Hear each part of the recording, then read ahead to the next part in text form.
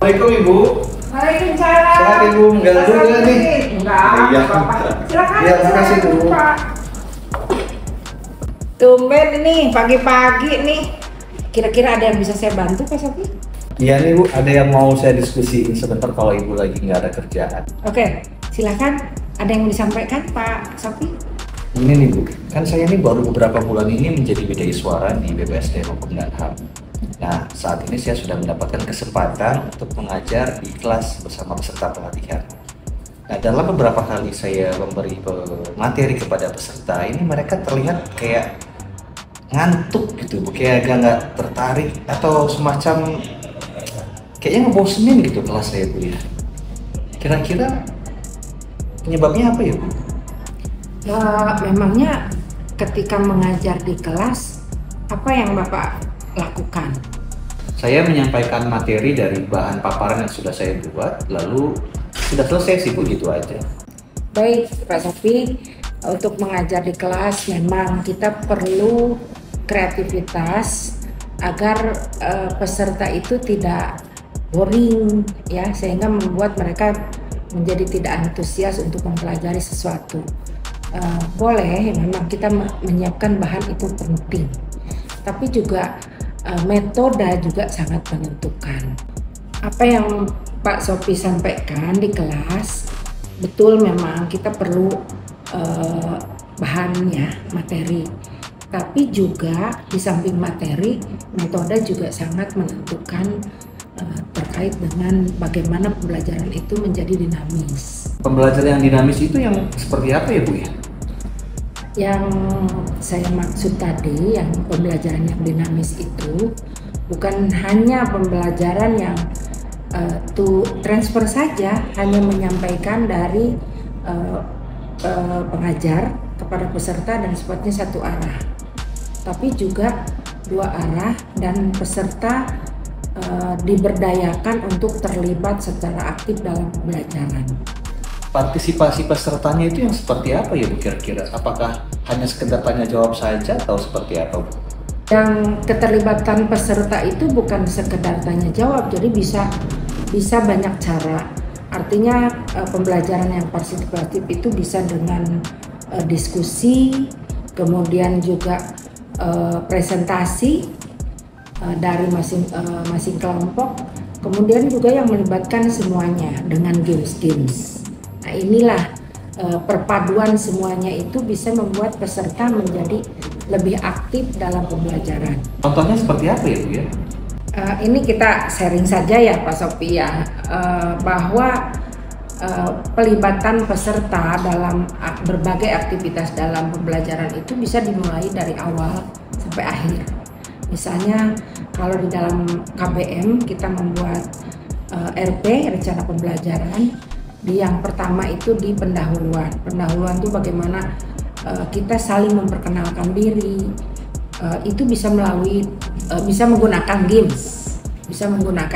Bagaimana membuat mereka memperkenalkan diri, merespon yang lain, kemudian membuat kelompok dengan berbagai games ya. Bisa nanti mungkin saya sampaikan ya contoh-contoh gamesnya. Kemudian di dalam kegiatan belajar mengajar itu juga bukan hanya menyampaikan saja atau to transfer of knowledge, tapi juga melibatkan peserta dengan berbagai kegiatan untuk mencapai tujuan pembelajaran. Misalnya dengan window shopping. Satu contoh, ketika sebuah materi yang cukup banyak tapi waktunya pendek, sehingga kita tidak mungkin bisa menjelaskan semuanya, maka bisa digunakan metode window shopping. Kita membagi peserta dalam kelompok. Nah, membagi peserta bisa melalui dengan games, jadi mereka rame, seru, dan memilih sendiri.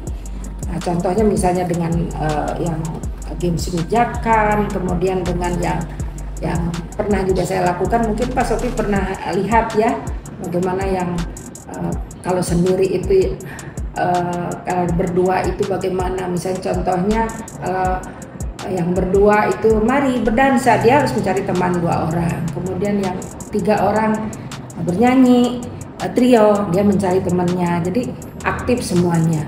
Kemudian di dalam penyampaian materi juga bisa digunakan teknik-teknik yang bukan hanya sekedar satu arah menyampaikan, tapi juga semua peserta terlibat. Misalnya materi ini cukup panjang tapi waktunya sempit, sehingga kita bagi dalam kelompok. Nah, bagi dalam kelompok tadi bisa melalui games, kemudian di penyampaian materinya mereka bisa mendiskusikan menurut bab-bab yang sudah kita berikan, dengan materi yang sudah kita berikan, kemudian presentasi, kemudian di situ ada dialog, tanya jawab. Oke Bu, jadi itu yang saya selama ini kurang begitu paham sebenarnya. Terus kira-kira ada hal lain nggak Bu yang perlu saya perhatikan dalam hal pembelajaran dengan peserta pelatihan ini Bu? Nah, untuk penutup, kita juga harus memberikan impression yang baik ya. Kalau di awal nice impression menentukan kegiatan selanjutnya, nah di terakhir juga harus bisa memberikan kesan yang manis juga sebagai penutup dari pembelajaran. Nah, kita bisa mengevaluasi sejauh mana peserta menangkap materi, bisa kita bertanya perwakilan mungkin bagaimana kesannya terhadap pembelajaran, apa yang dia dapat. Itu juga sekaligus mengambil kesimpulan bersama. Selanjutnya kita tutup pembelajaran dengan satu berterima kasih kepada para peserta yang sudah merespon pembelajaran dengan baik. Kemudian juga kita mohon maaf kalau ada kesalahan, kekeliruan, manusiawi toh, siapapun bisa keliru ya. Nah, barulah kemudian kita tutup dengan doa. Pastinya itu terstruktur, tapi peserta benar-benar dilibatkan dari mulai awal ya, dari mulai bagaimana memperkenalkan diri, kemudian juga dalam pembelajarannya semua bisa sibuk menggali, kemudian sharing kepada yang lainnya satu sama lain, kemudian kita memberikan penguatan, dan terakhir kita tutup pastinya dengan memberikan penghargaan dan terima kasih kepada peserta. Oke baik Bu, terima kasih atas masukan yang tadi Ibu sampaikan. Ya semoga saja kualitas pembelajaran saya bisa lebih baik lagi ke depannya. Ya sama-sama Pak Sopi, semoga ke depannya Pak Sopi bisa lebih lincah lagi menyampaikan berbagai pengetahuan, keterampilan kepada para peserta. Itu mungkin sedikit yang bisa saya sharing kepada Pak Sopi ya. Baik Bu, saya pamit dulu kalau begitu Bu. Terima kasih atas waktunya Ibu. Sama-sama. Assalamualaikum. Waalaikumsalam.